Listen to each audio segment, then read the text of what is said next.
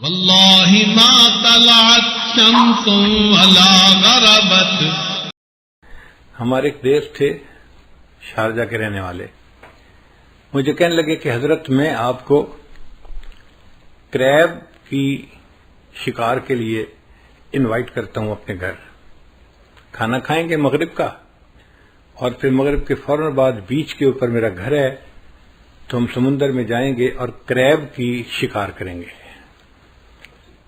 Fishing کا تو ہم نے شکار دیکھا ہوا ہے لیکن کریب کا کبھی نہیں کیا تھا، تو ہمارے لیے بھی ایک نیا تجربہ تھا.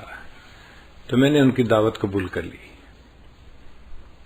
ہم بچوں کے ساتھ گئے، بچے بھی بڑے ایکسائٹڈ تھے چھوٹے کہ آج ہم کشتی پہ جائیں گے اور کریب کی شکار کریں گے.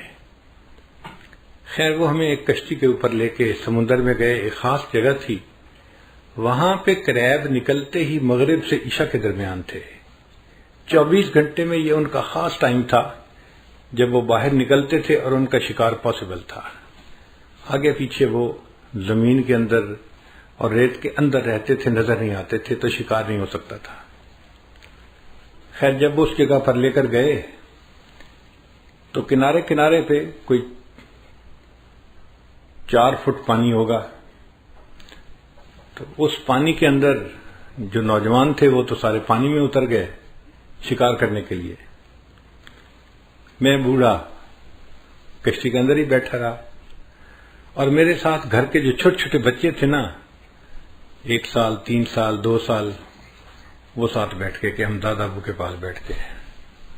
اب میں ہوں اور چھوٹے چھوٹے 3-4 بچے ہیں، اور وہ لوگ کریب کا شکار کر کے لا رہے تھے، اور ایک بنگالی تھا جو کشتی چلا رہا تھا.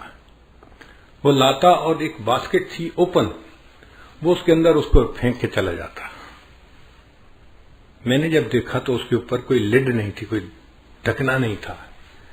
تو مجھے محسوس ہوا کہ چھوٹے چھوٹے بچے ہیں، بچوں میں سے کوئی باسکٹ میں ہاتھ ڈال دے گا یا کوئی کریب باہر نکل آیا تو بچے تو اس کو دیکھ کے ہی پریشان ہو جائیں گے. تو میں نے اس بنگالی دوست سے کہا بھئی اس کو ڈھانپ دو. اس نے کہا جی اس کو ڈھانپنے کی ضرورت نہیں ہے. میں نے کہا کیوں؟ کہنے لگا یہ کریب ہے. میں نے کہا پھر؟ کہنے لگے تماشا دیکھنا ہے تو یہاں آئے.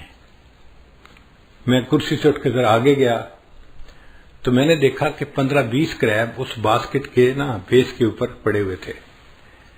اچھا ان میں سے ایک کریب جب دیوار کے اوپر چڑھنے لگتا نا، تو جیسے ہی وہ تھوڑا سا اوپر چڑھتا کہ میں باہر نکلوں، باقی 2-3 کریب مل کے نا اس کی ٹانگ کو یوں نیچے کھینچتے اور نیچے لے لیتے.